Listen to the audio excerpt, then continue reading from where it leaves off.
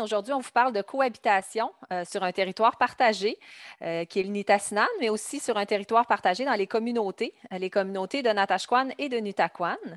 Et avant de commencer, je demanderai à Nicole, excuse-moi, je demanderai à Yvonne de faire la reconnaissance territoriale. Présente Yvonne Mestanapeo. Avant, j'ai été coordonnatrice à la mobilisation communautaire, puis là, j'ai été émise. Là, présentement, je travaille avec les survivants des pensionnats autochtones et des aînés de la communauté. Fait que moi, je vais commencer au début, là, quand on a commencé la recherche, quand on m'a invité, moi, j'étais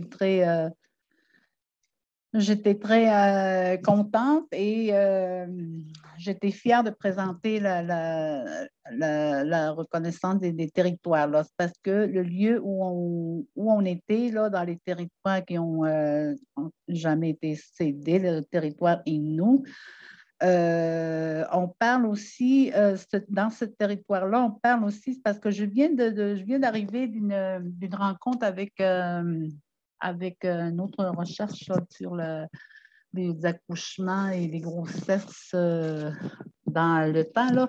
Puis moi-même, je viens d'apprendre que dans ce territoire-là, il y avait déjà des gens qui naissaient dans ce territoire-là et qu'il allait au territoire là, quand il était même enceinte, là, je veux dire, durant la grossesse. Et il y en a même qui ont... Et il y a beaucoup de gens de la communauté qui sont nés dans ces territoires-là, là, territoires où on parle. Et actuellement, ces territoires, on occupe le territoire entre autochtones et même les allochtones. On se côtoie beaucoup. On se côtoie beaucoup quand on se rencontre dans ce territoire-là, qui est c'est un territoire qui mène vers le 5e chute, là, au nord de Natashquan. Fait que ce territoire-là là, est très, comment je dirais, là, très, très reconnu par les Autochtones. D'après ce que j'ai entendu là, dernièrement avec les recherches qu'ils ont eues là, sur la grossesse, ben, il y a des gens qui ont des Autochtones qui sont nés là-bas. Là. Plusieurs même, là, nos grands-pères, nos grands-mères, j'ai su qu'ils sont nés. Fait que là, actuellement, nous autres, on se côtoie beaucoup dans ce territoire-là entre allochtones. Il y en a les campements, il y a des camps de chalets qui sont installés avec les allochtones à chaque automne, même l'hiver, là, on se rencontre. On se rencontre. Il y a plusieurs allochtones et autochtones qui, comment je dirais ça, là, une forte. Comment je dirais ça? Il y a une forte union là, qui nous unit quand on occupe le territoire. Alors, moi, je dirais que c'est une bonne réjouissance, je dirais, là, entre allochtones et autochtones. Merci, Yvonne. Maintenant, Nathalie, si tu pouvais nous parler de l'étincelle de ce projet. Alors, bonjour tout le monde. Ben oui, c'est ça. Dans le fond, moi, je suis une citoyenne de Natashquan. Je suis native de Natashquan. J'ai toujours cohabité avec les Autochtones, en réalité, qui restent à 5 km de nous. Puis, mes observations, c'est que nous, comme l'explique Yvonne, on va beaucoup dans le territoire, dans le chemin du 5e. L'automne, l'hiver, le printemps. L'été, on y va pour pratiquer la pêche, la chasse, la cueillette de petits fruits. Puis ce que je disais à Laurie, je l'ai appelée à un moment donné par une journée d'automne pour lui dire, écoute Laurie, là, moi j'ai observé quelque chose, puis j'en ai parlé avec Vicky aussi, qui est justement la fille de Yvonne, qui est ma collègue de travail, parce que je travaille du côté autochtone. Fait que je disais à Laurie, j'ai dit, écoute, j'ai dit, moi là, j'ai dit, sérieusement, j'ai dit, j'observe que quand on va dans le territoire, là, c'est pas pareil les relations avec les Autochtones. Quand on se côtoie ici au village, on se salue, on est poli, c'est cordial. Mais quand on va dans le territoire, c'est vraiment différent. Il y a des chalets qui sont les uns à côté des autres, les gens se promènent en 4 roues, ils vont prendre un café, ils vont s'aider, ils vont s'emprunter de la farine, ils vont s'emprunter du beurre, ce qu'on ne ferait pas au village ici quand on habite chacun notre village. Fait que j'ai dit à Laurie, j'ai dit, Colin, j'ai dit, il me semble que ce serait le fun de documenter ça, puis même que je trouve qu'on pourrait quasiment faire un film avec ça, ou en tout cas faire quelque chose pour que ça puisse rester puis qu'on puisse le partager. Parce que souvent, dans les médias, qu'est-ce qu'on entend? C'est beaucoup les aspects négatifs des relations autochtones-allochtones. C'est rare qu'on va mettre l'emphase sur le côté qui est positif, puis qu'est-ce que c'est qui est agréable, puis qu'est-ce qui va bien. Puis moi, j'avais vraiment le goût qu'on puisse le partager pour pouvoir le démontrer, puis être fier de nous, l'encourager, puis peut-être même contaminer d'autres mondes. Fait que voilà, fait que c'est comme ça que l'aventure a commencé. Puis Laurie a dit, ben écoute, laisse-moi du temps, c'est intéressant ce que tu me dis, puis je vais t'en revenir avec ça. Ça a pris quelques semaines, quelques mois, puis Laurie est revenue, puis elle a dit, ben Nathalie, je pense qu'on aurait quelque chose, là. Fait que voilà. Merci, Nathalie. Oui, donc l'étincelle, ça a été plutôt, je dirais même un feu d'artifice. Donc, on s'est réunis avec, ben, ce projet-là réunit plusieurs partenaires, puis on l'a même étendu à d'autres territoires que celui de Natashquan, Nutaquan et le Nitassinan. Et on y a inclus une plus grande équipe qui est constituée d'assistants de recherche qui ont réalisé le travail de terrain, mais aussi des cinéastes. Et des gens, des partenaires locaux, là. Donc, je dirais que je vais passer vite sur ces diapos-là. Je vais revenir dans un instant. Donc, il y a 2 volets à ce projet-là, comme Nathalie l'a dit. Le volet recherche, où on a fait, ben, selon les règles de l'art de recherche en milieu autochtone, évidemment, on a fait des entrevues qualitatives, des groupes de discussion.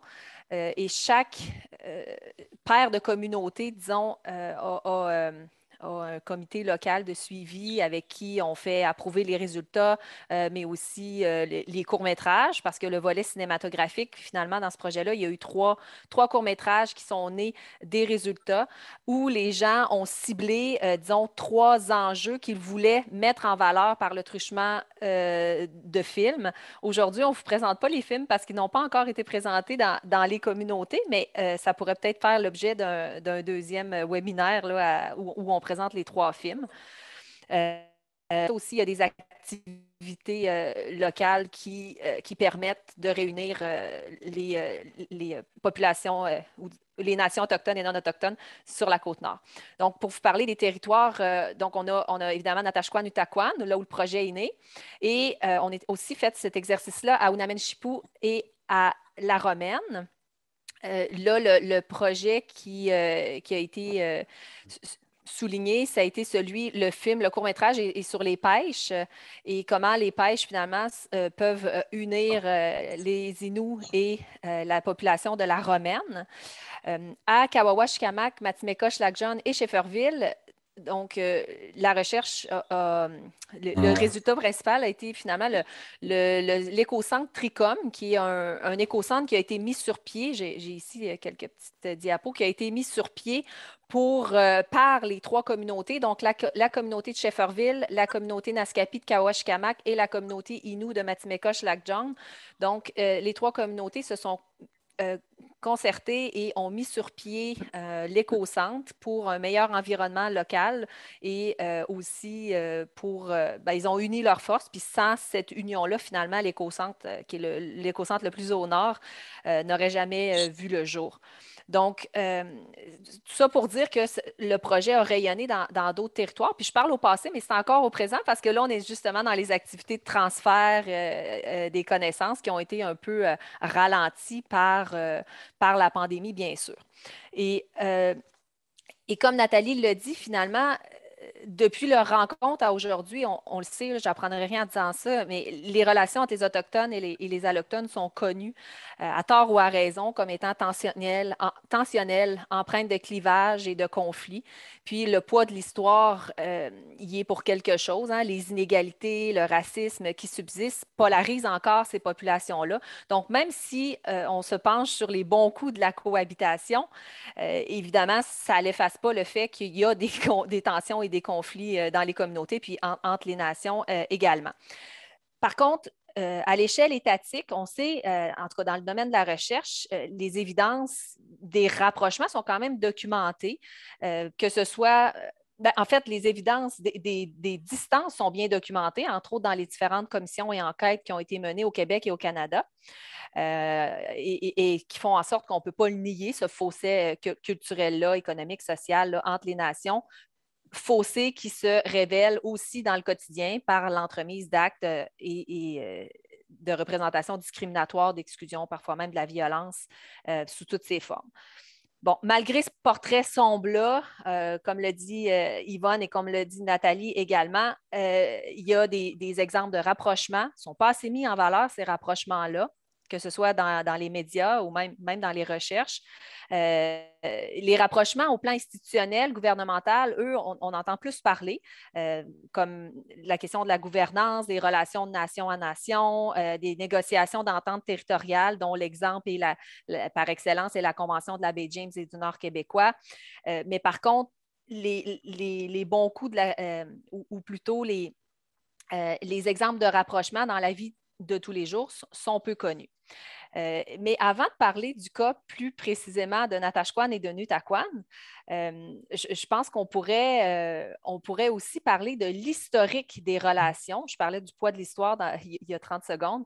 Peut-être que Nathalie, tu pourrais poursuivre en parlant et Yvonne aussi, en parlant de l'histoire des relations à Natashquan et à Nutaquan.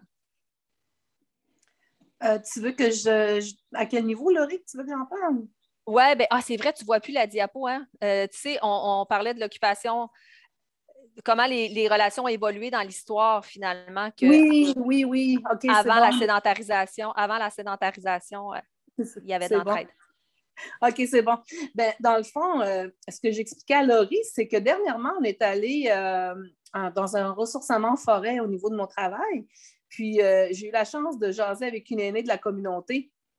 Puis là, on a vraiment parlé de, tu sais, depuis quand qu'on se côtoie, c'est quoi les relations, tu sais, c'était comment avant? Parce que moi, je suis toujours fascinée de voir que, tu sais, ce territoire-là, c'est sûr que ça fait des millénaires que les Inuits l'habitent, mais de voir aussi que nous, quand on est arrivés, les Acadiens, pour s'installer en Natashquan, mais on a dû aller dans le territoire, nous aussi, pour survivre en quelque part, parce que oui, l'été, il y avait la pêche, mais le reste de l'année, il fallait qu'ils trappent des fourrures puis qu'ils aillent chercher de la nourriture dans la forêt. Fait que les Inuits, là, ce qu'elle me racontait, Madame Léné, ce qu'elle me disait, c'est, tu sais, Nathalie, moi, je me suis raconté par mes parents, mes grands-parents, qu'ils se rappellent là, quand les Acadiens sont arrivés les premières années. Puis la première année, elle dit, quand ils les ont rencontrés dans le territoire, ils n'étaient pas habillés. Elle dit, ton grand-père, ton arrière-grand-père, elle dit, ils n'étaient pas habillés convenablement pour chasser l'hiver. Tu sais. Elle dit, on a dû les aider, elle dit, à coudre leurs vêtements pour que ce soit vraiment plus adéquat parce que là, c'est sûr que tu n'es pas dans une maison chauffée, tu dois t'en aller dans le territoire, donc tu marches des journées de temps. Fait que les gens, il n'y avait pas vraiment des vêtements nécessaires, ce qu'elle m'expliquait là, pour aller trapper. Fait qu'elle expliquait que c'est ça, sa grand-mère avait aidé dans le fond, probablement quelqu'un de ma famille, là, en réalité, parce que moi, je suis quand même, ma famille, c'est la famille fondatrice de Natashquan, là, tu sais. Fait que probablement que mon arrière-grand-père a probablement été aidé par la mère ou le grand-père de la madame pour... dans le fond, l'aider au niveau des vêtements pour que ça soit plus adéquat. Fait que, tu sais, on se disait, coudonc, il y avait de l'entraide, là, c'est ça. Oui, c'était curieux, elle m'expliquait, c'était curieux, tu sais, de voir que quand ils sont arrivés du bois, de voir que, coudonc, il y a des gens qui sont installés au village, mais au bord de... c'était au bord de la mer, là, j'ai l'impression, en réalité. Mais c'est ça, c'était vraiment intéressant de voir l'échange qu'on a pu avoir, que probablement des membres de notre famille se sentent entraidés en réalité pour survivre. Puis, oui, Yvonne?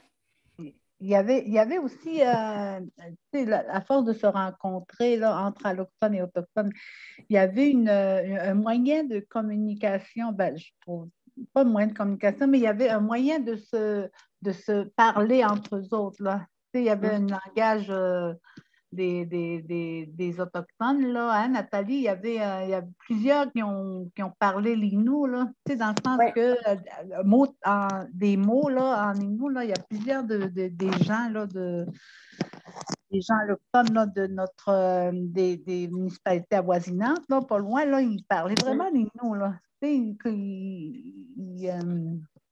Ils savaient, vous savez comment. Mais moi, il y a des fois que je ne comprenais pas ces mots-là parce qu'ils les disaient mot à mot. Mais nous autres, notre dialecte à nous autres, là, maintenant, là, on parle vite comme ça là, quand on se parle en Innu. Là, mais eux autres, là, il y avait une façon de parler en Innu. En tout cas, là, il y avait. J'ai déjà entendu parler de ça, là, Nathalie, l'histoire que l'histoire que tu viens de parler. J'ai déjà entendu parler, je pense que c'est ma mère ou quelque chose qui m'a raconté ça, là, que dans le temps, là, il y avait aussi de l'entraide, là. Ouais. Donc, il y avait vraiment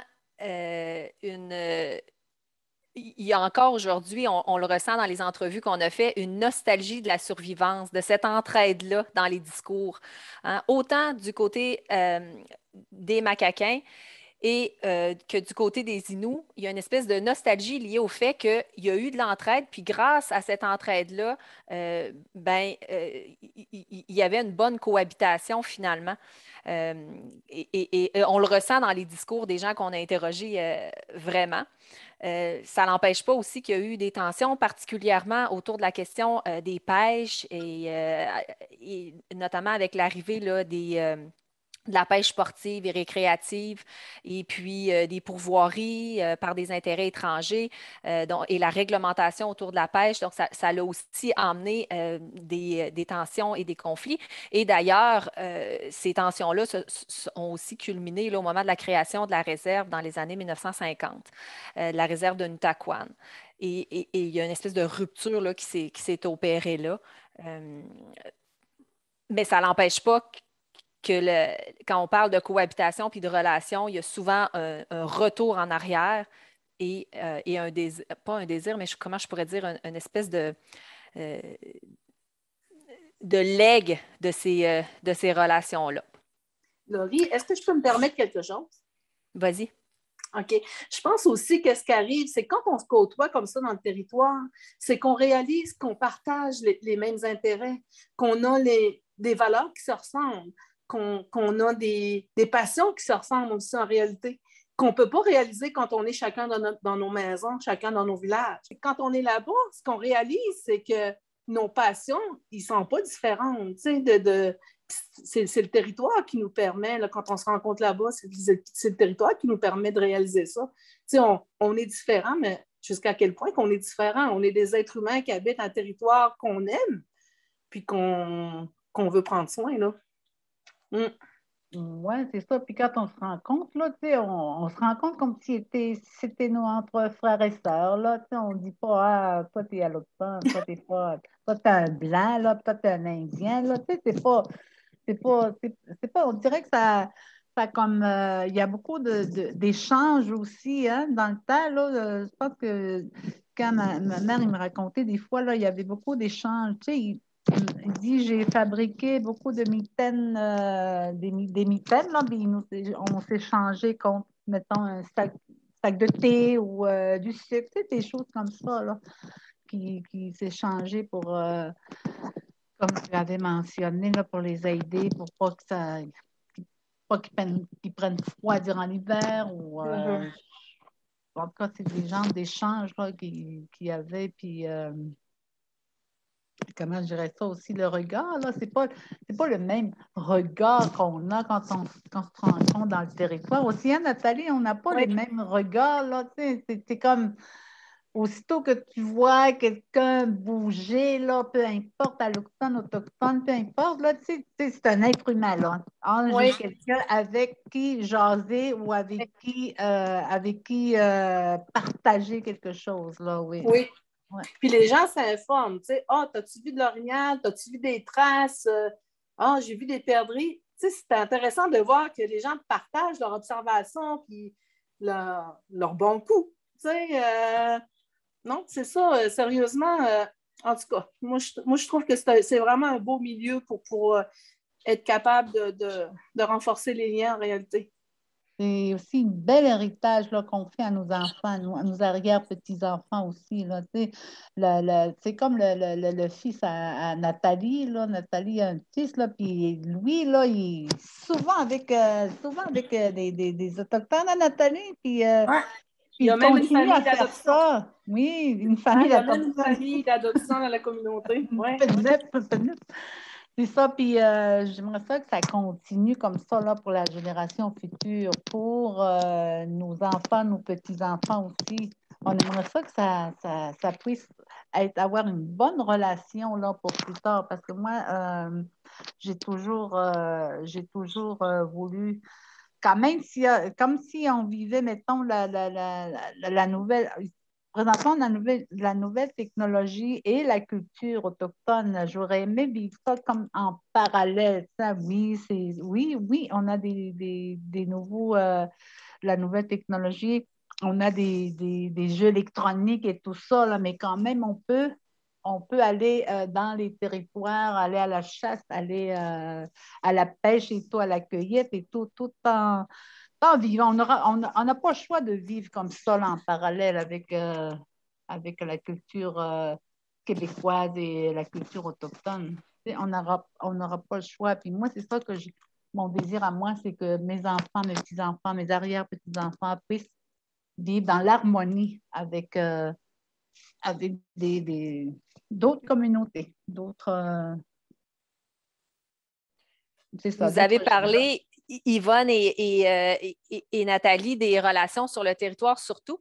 Maintenant, dans les communautés, on pourrait peut-être aussi poursuivre en disant que ça ne se passe pas nécessairement aussi bien que dans le territoire.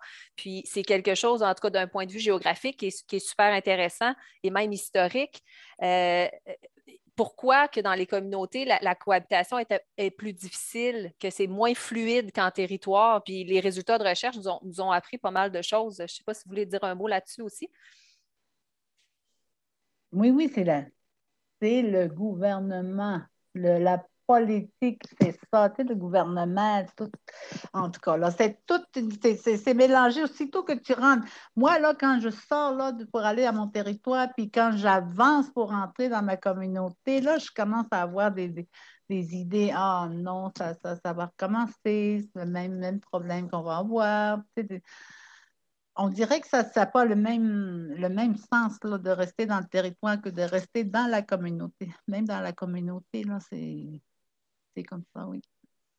Pour faire du pouce sur ce qu'Yvonne dit, c'est sûr que, tu sais, on a une façon de vivre qui est différente dans le sens que la communauté a un système de gestion.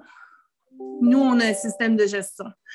Puis, on n'a pas tant de lieux non plus pour pouvoir exprimer dans le village. On n'a pas tant de lieux de pouvoir se rencontrer. Ça, c'est une chose. Pour avoir des vrais partages. On est beaucoup... on ne partage pas en réalité de... Comment je pourrais dire? Oui, on a le magasin général, l'épicerie qu'on partage, la quincaillerie, mais on n'a pas vraiment de lieu de rassemblement où on pourrait s'exprimer, où on pourrait... Puis les gens ne se connaissent pas. C'est une autre chose aussi. Les gens de la communauté autochtone croient connaître les gens de Natashquan. Les gens de Natashquan croient connaître les gens de la communauté. Personne ne se connaît. On se connaît par notre nom, mais ça s'arrête là. Puis moi, je le dis parce que j'ai la chance de travailler chez les Inuits, ça fait 20 ans. Puis je me dis toujours, tu sais, c'est dangereux de voir, comment que je pourrais dire ça, de voir un ensemble d'individus, le paquet. On voit les Inuits tout ensemble là-bas. Les Inuits voient Natashquan ensemble. Mais quand on a la chance de travailler ensemble, comme je l'ai, moi, c'est des individus que je connais. C'est pas la communauté de Natashquan. Moi, c'est Mme Mestenapeo, c'est Mme Malek, c'est M. Mistecocho. C'est des gens que j'ai la chance de partager avec eux, puis de créer des alliances, de créer des liens. C'est l'être humain que je vois, c'est pas l'Autochtone avec un numéro de bande. Fait que moi, je pense que c'est ça, c'est la méconnaissance l'un de l'autre. On n'a pas ces occasions-là d'échange, des vrais échanges, humain à être humain. Puis comme l'a dit Yvonne, ben c'est sûr que toute l'organisation gouvernementale, on en a la preuve là. On a eu un maire qui a été élu qui est de la communauté autochtone. Ça fait pas... tout le monde n'est pas content de ça. Mais en même temps, c'est pas de la faute du monsieur qui s'est présenté. C'est l'organisation, c'est les lois, comment ils sont faites, on dirait qu'ils sont là pour nous aider à nous diviser plutôt que nous rassembler. Ouais, c'est mon point de vue. Exactement. Ouais, exactement. Là, le nouveau maire Innu aux élections. Moi, je suis contente de ça. Moi, je pense que c'est une nouvelle génération qu'on va essayer malgré tout de se côtoyer même. Et comme on parle de réconciliation, ça aussi, c'est un moyen de se réconcilier. Ah, c'est sûr, il y a des mécontents, il y a des gens qui ont réagi négativement, ou il y a des gens aussi qui... On a tous ces gens-là, là, mais pour moi, là, je suis... c'est sûr que je suis très positive là-dedans, là, parce que, comme je te disais, là, en parlant comme on parle là maintenant, là, les relations autochtones, là, c'est un premier pas pour ça. On verra la suite des choses, voir comment on va mettre ça pour que ça puisse bien fonctionner durant les prochains mois, prochaines années, là, je dirais. Mais moi, là, c'est ce que je vois, c'est une réconciliation, une nouvelle façon de travailler ensemble entre autochtones et allochtones.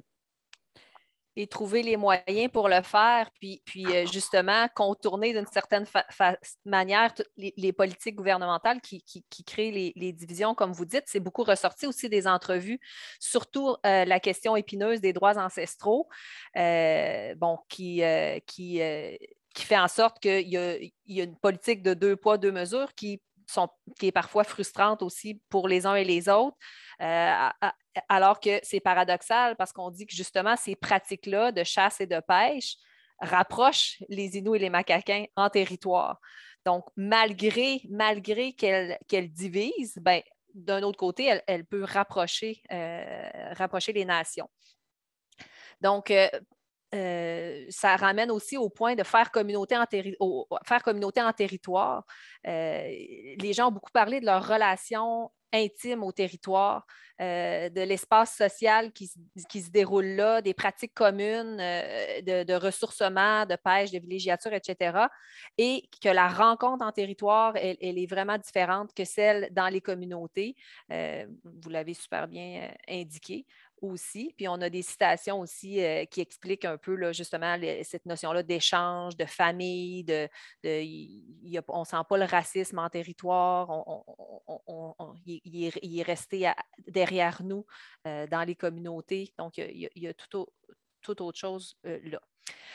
Donc, ça nous amène à les pistes de réflexion, puis vous les avez déjà entamées aussi, Yvonne et Nathalie. Cette interdépendance-là, elle est connue et admise par toutes et tous dans les 2 communautés, surtout dans un contexte de fragilité et de vitalité. Hein, c'est l'économie, donc c'est des milieux qui sont, disons, qui sont à la périphérie de la périphérie, on pourrait dire. Ça a du positif, mais c'est aussi, ça engendre des fois des défis socio-démographiques, économiques, comment on fait du développement. Et tous sont unanimes qu'on n'a pas le choix de travailler ensemble et de s'entraider parce que justement, le fait qu'on est éloigné, ben, on n'a pas le choix de se dépanner puis de travailler ensemble. Puis je dirais que cette vision-là d'avenir commune ressort.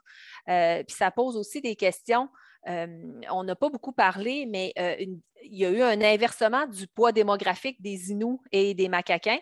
Dans les années 50, il y avait 3 allochtones pour un Innu. Aujourd'hui, il y a plus de 1000 résidents et résidentes Inuits à Nutaquan et 263, ou plus ou moins, là, personnes qui résident à Natashquan. Donc, on voit que la communauté Innu, elle est majoritaire au plan démographique. Donc, comment ça va se manifester dans les sphères sociales, économiques, politiques, dans le milieu local? Donc, c'est des questions qui sont venues aussi avec notre travail. Et une autre question essentielle, justement, avec la question des réchauffements climatiques, de l'accès au territoire, des moyens que ça prend pour pénétrer à l'intérieur des terres.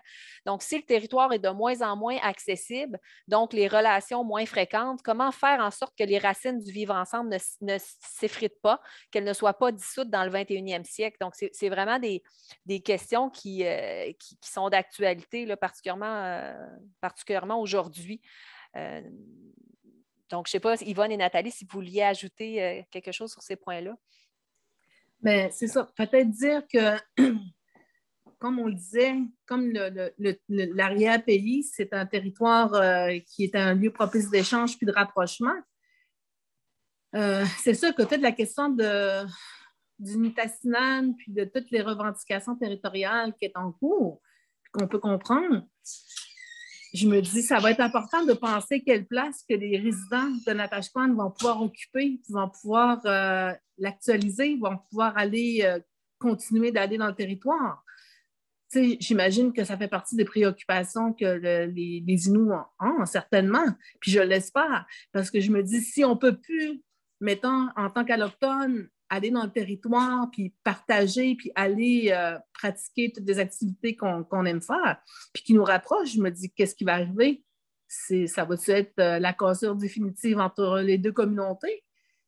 Ça va ressembler à quoi? Tu sais, je me dis, je pense qu'il faut falloir vraiment que les élus en place, les décideurs, ceux qui sont à ce niveau-là, puissent réfléchir à ça, parce que je me dis, qu'est-ce qui va arriver?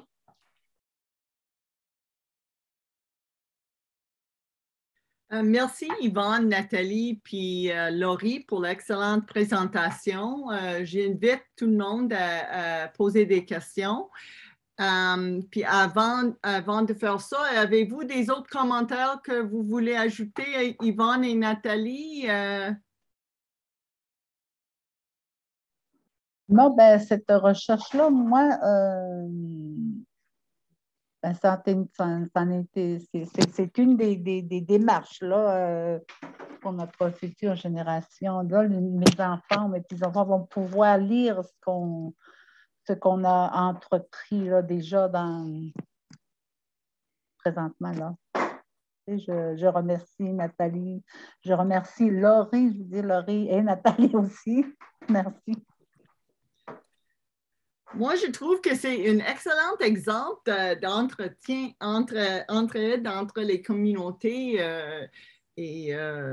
c'est très intéressant. J'ai une petite question au sujet des films. Vous avez parlé des films que vous êtes en train de monter, Laurie ou un de vous trois. Est-ce que vous pouvez parler un petit peu à ce sujet? Si je comprends bien, ils vont être disponibles après qu'ils sont visionnés par les communautés.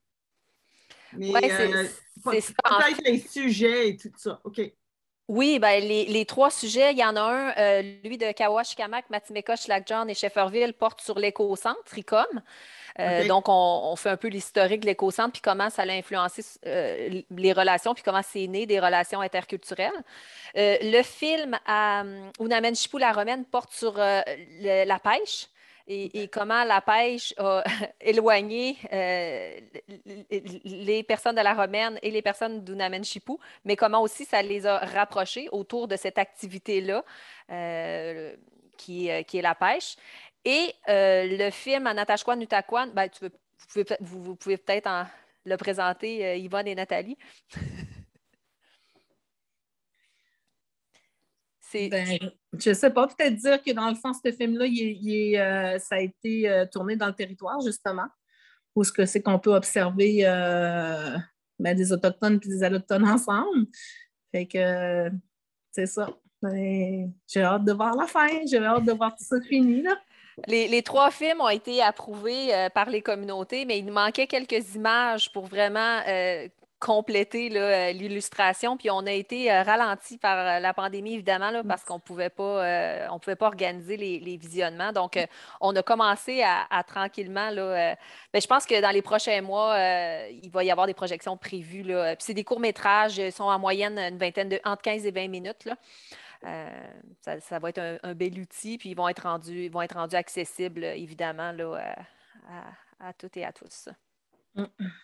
Donc, ça, c'est parfait. Puis peut-être on peut avoir un lien, puis on peut partager ça avec la communauté de l'INQ. Absolument. On a eu une question de Mathieu Guilbougie sur l'élection, mais je pense que c'était Yvonne, surtout Yvonne, a répondu. S'il y a des autres questions, Gabriel Rondeau, vous pouvez ouvrir ton micro. Oui, bonjour. Salut Laurie, là, on s'est croisés récemment. Moi, je suis résident de Magpie, puis je dois dire, j'étais quand même surpris quand vous disiez là, que les activités dans le territoire, là, ça sont une source de rapprochement à vous autres, à Natashquan et à Nutaquan. Parce que, en tout cas, je dois avouer, moi, dans l'entourage, puis ce que j'entends ici beaucoup, c'est surtout les activités, les droits différents là, de chasse et pêche, c'est souvent une source là, de tension là, dans la région. Vous en avez parlé un petit peu. Mais comment on peut imaginer là, un peu de changer cette réaction-là? On voit que je sais qu'il y a certaines personnes, des Allochtones, qui essaient d'être des métis du Québec parce qu'ils ont l'impression que des Autochtones ont des privilèges, puis ils veulent essayer d'avoir ces mêmes privilèges-là. Ça vient peut-être du fait qu'eux autres aussi ont l'impression d'avoir perdu quelque chose parce qu'autrefois, peut-être que c'était moins réglementé, puis eux autres aussi chassaient puis pêchaient avec les Inuits ou braconnaient, là, peut-être. Mais comment on peut un peu changer ça? Parce que je comprends que les Autochtones aussi tiennent à leurs droits ancestraux, puis de raison, mais ça fait vraiment comme un peu deux règlements pour deux classes de citoyens ici en région. Okay, on les sent aussi, Gabriel. Est-ce que Yvonne ou Nathalie, vous vouliez répondre en premier? Je pourrais. Ben, tu peux y aller, puis j'aurai quelque chose à rajouter après. On les sent aussi, Gabriel, ces tensions-là dans le territoire, évidemment. On ne peut pas les nier non plus. Il ne faut pas porter des lunettes roses dans le territoire, puis même dans les communautés. Et la question. Ben, c'est pour ça, Nathalie, je pense que c'est mieux de répondre en premier, parce que je pense que j'allais empiéter sur ta réponse. Non, il n'y a pas de problème. Ben, moi, ce que j'aimerais dire, là, moi, ce qui m'a vraiment étonnée, puis je ne veux pas vraiment pas avoir l'air de choquer, puis c'est pas nécessairement mon opinion, même si je peux quand même la partager. Les Inuits, de façon générale, à Natashquan, à Nutashquan, là, ils vont accepter, puis je dirais même apprécier que les gens de Natashquan aillent dans le territoire. Mais s'ils rencontrent des gens de cette île, de Québec ou d'ailleurs, ça ne fait pas vraiment leur affaire. D'aller visiter, c'est correct. D'aller voir le territoire, c'est correct, ils sont bienvenus. Mais si des gens de cette île ou d'ailleurs vont, par exemple, pêcher dans leur lac ou chasser, ça, je te dirais que c'est pas très apprécié et ils sont pas contents de ça. Fait que, tu sais, on dirait que... oui, c'est vrai aussi que ça se discute quand même. Là. Vous autres, vous avez des dates de chasse. Ah oui, ben nous autres, on ne les a pas. Puis c'est vrai que ça frustre les gens du village, là, on va se le dire. Là, les gens ne sont pas contents de ça. T'sais, mais ce que je te dirais que c'est vraiment avec les gens de l'extérieur, de la région de Natashquan, c'est là qu'on dirait que ça, il n'y a comme pas de tolérance vis-à-vis des Autochtones. Puis dis-moi si je me trompe, Yvonne, là, mais moi, c'est vraiment les commentaires que j'ai entendus. Tu te trompes carrément, Nathalie. Non, ah oui? C'est un joke. Non, c'est vrai. Quand ils voient des gens, là, des gens qui ne les connaissent pas, là, on dirait qu'ils veulent. Moi, là, d'après moi, là, quand ils voient du monde, là, c'est un. Comment on appelle ça, là? Ils appellent ça la visite. Tu sais, la visite. de l'extérieur, quelqu'un qu'on ne connaisse pas, là. Ah, c'est le gouvernement qui nous envoie ça. Ah, ils veulent vendre là, notre territoire, ils veulent vendre notre rivière, notre lac. Tu sais, c'est comme ça que les Autochtones ils passent à cause que le gouvernement, là, avec toutes les décisions qu'il prend, là, tu sais, sans aviser là, les Autochtones, c'est comme ça que ça se passe. Par contre, quand il voit quelqu'un là, tu sais, tout seul avec sa femme, avec ses enfants, ils viennent pêcher sur un lac, là, tranquillement, comme ça, là, tu sais, ça, tu sais, on entre en contact avec ces gens-là facilement. Tu sais, mais quand tu es à une gang, là, qui viennent, une gang avec toutes les pancartes et toutes tu sais, tout avec. Ça, en tout cas, c'est pas mal pris, mais on se pose des questions, on se poserait des questions. Mais moi, c'est comme vous disiez, là, tu sais, on était. Comme moi, là, tu sais, quand je prends la route là, vers l'ouest, j'étais une fois avec ma mère là, vers la rivière Saint-Jean, là. Puis là, ma mère, il commence à se remémorer. Elle dit, moi, j'ai été à Mingan quand j'étais jeune, j'ai été quelques années à Mingan, puis j'avais peut-être 7 8 ans. Puis là, il dit, on longeait cette rivière-là, là, où est-ce qu'il y a on voit, quand on passe à Rivière-Saint-Jean, on voit des roulottes, là, puis il dit, on longeait cette rivière-là avec mon oncle ou ma tante, là, tu sais, elle avait 7 8 ans.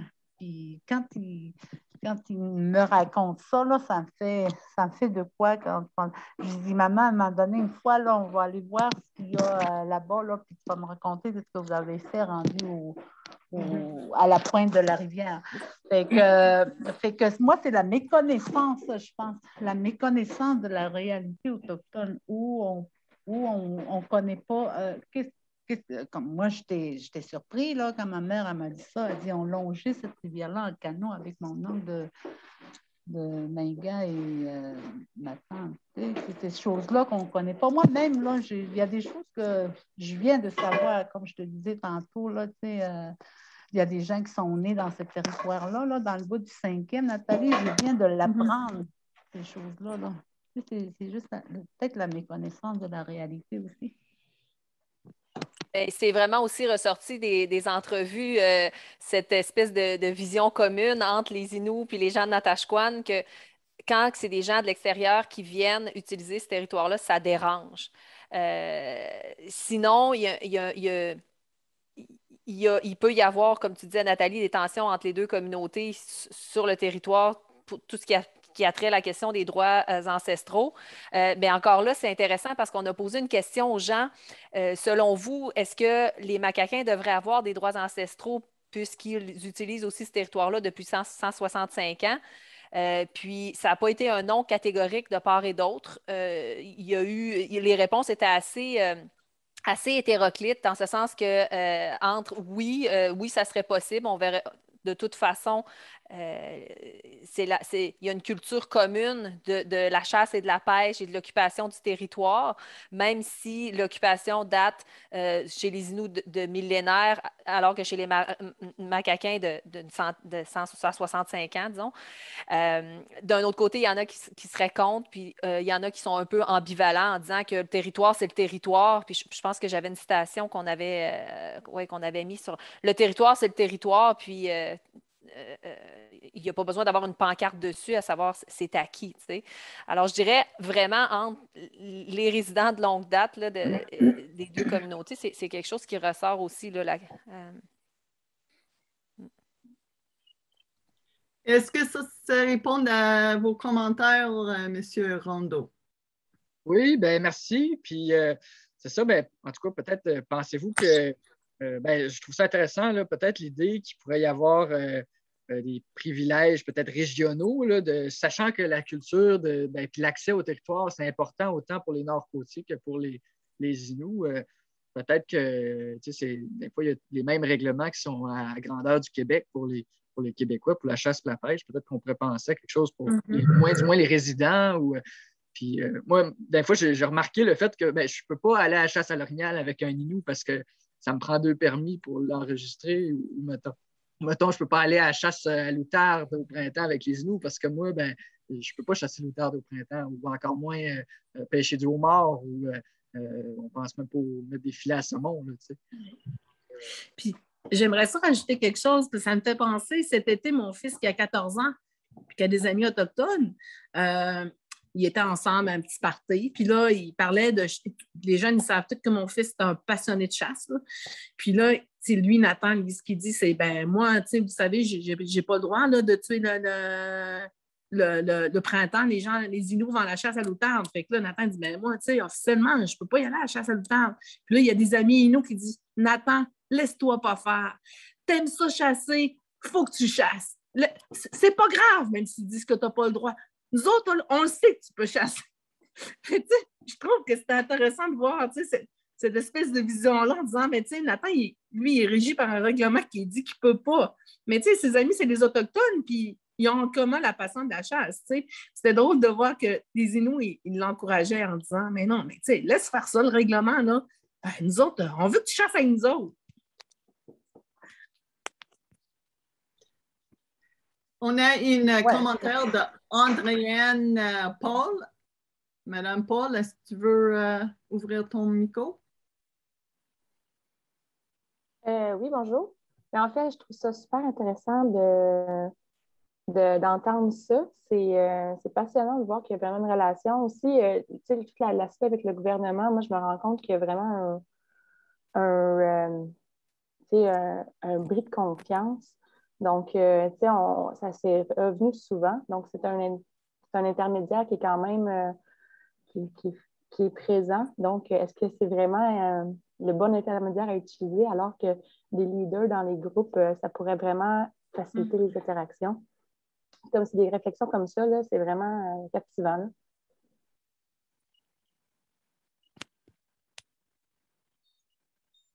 Il y a des commentaires de nos conférencières? Non? OK.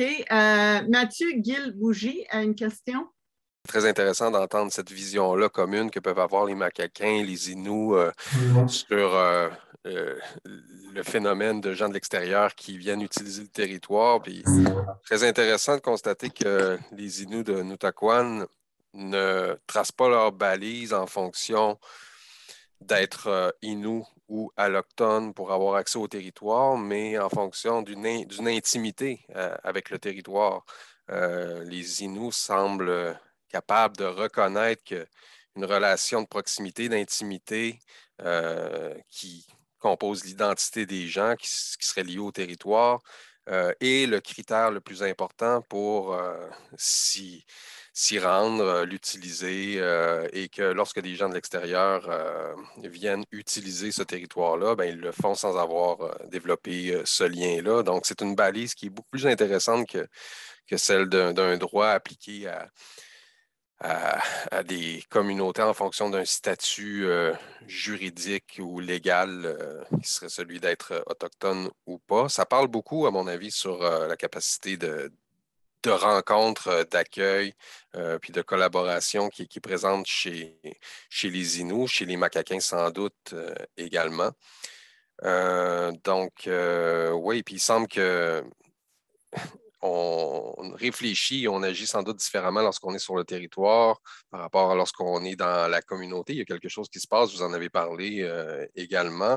La communauté est un environnement contrôlé, le territoire est un environnement partagé par nécessité, peut-être pour d'autres raisons aussi. Donc voilà, écoutez, je n'ai pas vraiment de questions, je voulais juste commenter et vous remercier encore une fois pour cette présentation-là qui ouvre des voies, des portes très intéressantes pour moi. Merci. Merci beaucoup. Je voyais qu'il y avait une question dans la boîte. Oui. Comment peut-on améliorer notre relation avec les Autochtones au jour le jour dans notre prestation de travail? Puis pour faire du pouce avec l'intervention de M. Gilles Bougie, c'est effectivement, là, on est en contexte du territoire, tu sais, quand on parle du chemin du 5e, finalement, mais mais ces mêmes personnes-là peuvent aussi se rencontrer dans les milieux de travail et comment améliorer les relations ou faciliter ces relations-là. Puis, il y a quand même une cohabitation importante qui se fait dans les milieux de travail avec des gens du milieu, mais aussi avec des gens qui viennent de l'extérieur, entre autres dans santé, services sociaux, éducation. Il y a un important bassin de main-d'œuvre là, qui viennent du Sud, Québec, Montréal, Trois-Rivières, mais même pas juste les grandes villes, mais d'autres communautés rurales ailleurs. Ça engendre aussi des fois des frictions, mais des rapprochements. Puis il y a c'est pas évident là, d'arrimer tout ça.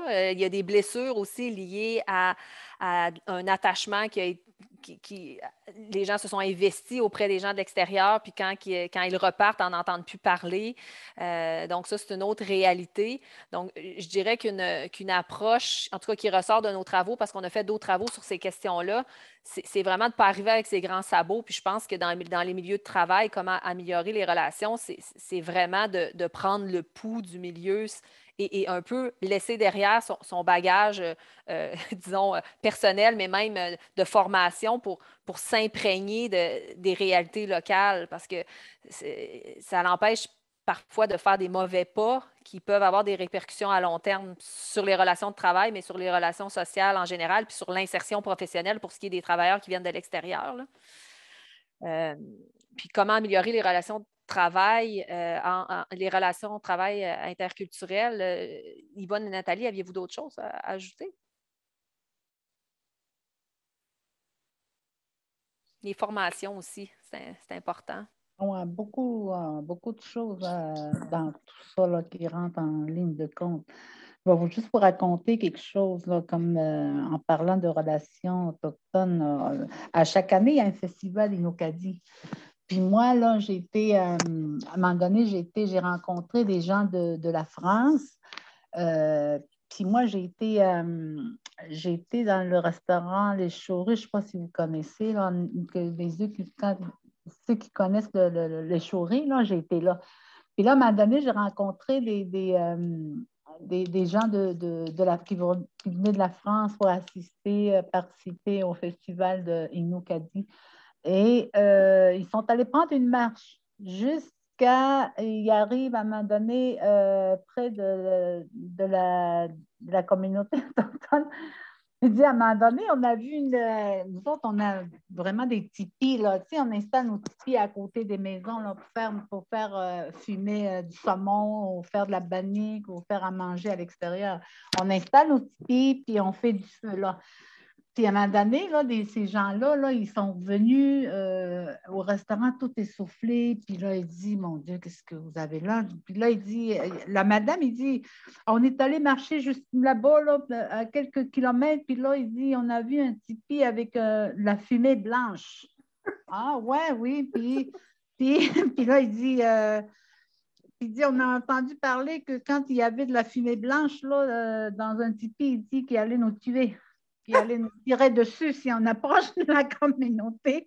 C'est comme ça, là, quand je parlais de la méconnaissance de la réalité, là, quand on a de la visite là, des gens de l'extérieur, là, c'est comme je trouvais ça drôle à cause qu'ils voyaient une fumée là, avec un genre de petite fumée blanche, puis ils se sauvaient, puis il dit, j'ai entendu dire qu'il allait nous tirer dessus si on reste là longtemps. Tu sais, c'est drôle des fois comment les gens y réagissent, là. Mais il y a d'autres réalités, moi, que j'ai été témoin là, sur, comme je disais, c'est la méconnaissance de la réalité autochtone. C'est les gens qui viennent de l'extérieur, qui viennent ici pour travailler. Oh, j'aimerais ça qu'il y ait un petit peu de formation sur la réalité autochtone, qu'ils puissent s'adapter à nous, là. Tu sais, quand ils reviennent dans les communautés, comme je parlais, peut-être des gens qui ne sont pas à l'aise quand ils arrivent dans des communautés comme ça. Je peux peut-être ajouter que moi, pour en être témoin, parce que ça fait quand même 20 ans et plus que je suis au service social, fait que j'en ai vu passer des gens de l'extérieur qui sont arrivés pour venir travailler avec nous sur la communauté. Puis c'est vrai, Laurie, ce que tu dis, c'est que les gens qui arrivent en pensant qu'ils connaissent tout, tu as beau avoir tous les diplômes du monde, il faut que tu acceptes que quand tu arrives dans une communauté, tu ne connais pas tout. Puis c'est eux qui vont t'apprendre. Puis on arrive dans leur milieu, on est invité, fait qu'on doit accepter les différences. On ne peut pas arriver là-bas avec nos grands sabots et tout vouloir changer. Il faut vraiment prendre le temps de s'adapter. La plus grande qualité que ça prend pour travailler dans une communauté, d'après moi, c'est la capacité d'adaptation. Si tu n'as pas une bonne capacité d'adaptation, puis tu n'as pas l'humilité aussi, je pense que c'est pas ta place, puis il faut que tu laisses la place à quelqu'un d'autre. Je ne sais pas si tu en penses, Yvonne, mais... Oui, je suis d'accord avec toi. Je suis d'accord avec toi.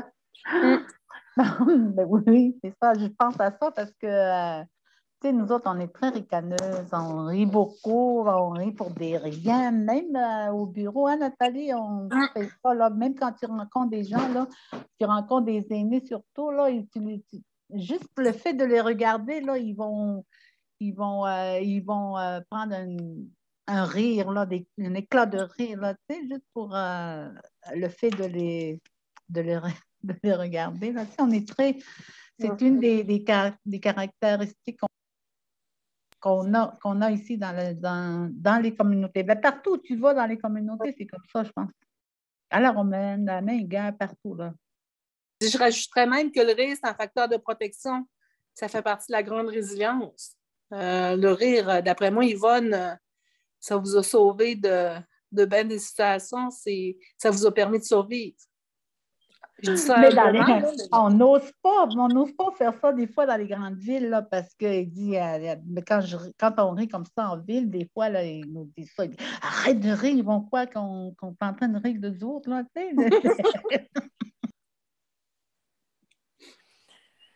Oui, et vous parliez de l'adaptation puis de l'importance des formations. Il ne faut vraiment pas sous-estimer la préparation qu'on peut avoir avant d'arriver en milieu. Mais même, je dis, autochtones, Inuits dans le cas où on parle, mais même dans les communautés du Nord, les mêmes règles de base s'appliquent, je dirais, que quand on arrive dans une petite communauté non autochtone ou une communauté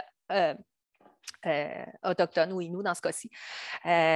Puis juste pour revenir sur l'idée du projet, on a une suite. Là, Yvonne, elle a eu une idée pour la suite de ce projet-là qu'on vous a présenté aujourd'hui, puis qui passe justement par la sensibilisation. Tu sais, on a le goût de préparer un rendu pour les enfants de Natashquan et de Nutaquan pour qu'ils apprennent à mieux se connaître là, par le truchement de leur histoire respective, mais aussi de leur histoire commune, qui n'est pas assez valorisé là, localement. Donc, ça va être un des bébés de ce gros projet-là là, qu'on est en train de développer présentement, qui passe par la sensibilisation. Fait que c'est bon, oui, pour les milieux de travail, mais c'est aussi bon pour les milieux d'échange comme l'école, parce qu'il faut savoir qu'à Natashquan, la population étudiante de l'école de Natashquan, elle est essentiellement Innu. Hein? On pourrait-tu dire 90 94, même 80. Oui, 94 c'est des Inuits. Donc, il y a une cohabitation là chez les enfants qui se passe dès la petite enfance, dès le préscolaire, le primaire puis le secondaire. Donc, il y a aussi quelque chose à faire là, à ce niveau-là. Là. C'est sûr que les jeunes, on l'observe, ils ne connaissent pas leur histoire respective. Moi, je regarde mon fils qui partageait, on est allé en Louisiane il y a 2-3 ans, puis mon fils, on a beaucoup parlé de la déportation des Acadiens, puis lui, il a partagé cette histoire-là avec son bon ami Charlie. Puis, tu sais, il disait à Charlie, tu sais, nous autres, qu'est-ce qu'on a vécu, les Acadiens, dans la déportation? Mais là, Charlie disait, non, c'est pas vrai, c'est pas vrai. Tu sais, là, il disait, oui, mais nous autres, on est allés dans les pensionnats. Fait que là, chacun des deux bons amis, ils argumentaient sur qu'est-ce que c'est que chacun, tu sais, de leurs ancêtres avait vécu.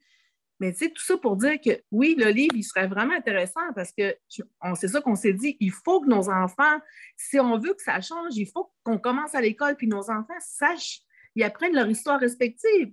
Autant les Autochtones, qu'est-ce qu'ils ont vécu, que les Allochtones au niveau des Acadiens. Ça va permettre de dénouer des trucs, là. Tu sais, d'avoir... fait que c'est vraiment, oui, pour la pertinence de ce livre-là, pour l'éducation aux enfants. Moi, je pense qu'on a une clé là. Oui. Puis les enjeux qui se passent ici, là, tout ce qu'il y a comme problèmes sociaux, là, ça, pour les jeunes, là, c'est parce qu'ils sont à la recherche de leur identité. Tu sais, ils recherchent leur identité. Il n'y a pas assez comme je disais, la méconnaissance de leur identité. Ils ne savent pas d'où ils viennent. Tu sais, il n'y a pas dans les écoles, là, ils n'apprennent pas ça. Ils n'apprennent pas tu sais, vous comprenez ce que je veux dire?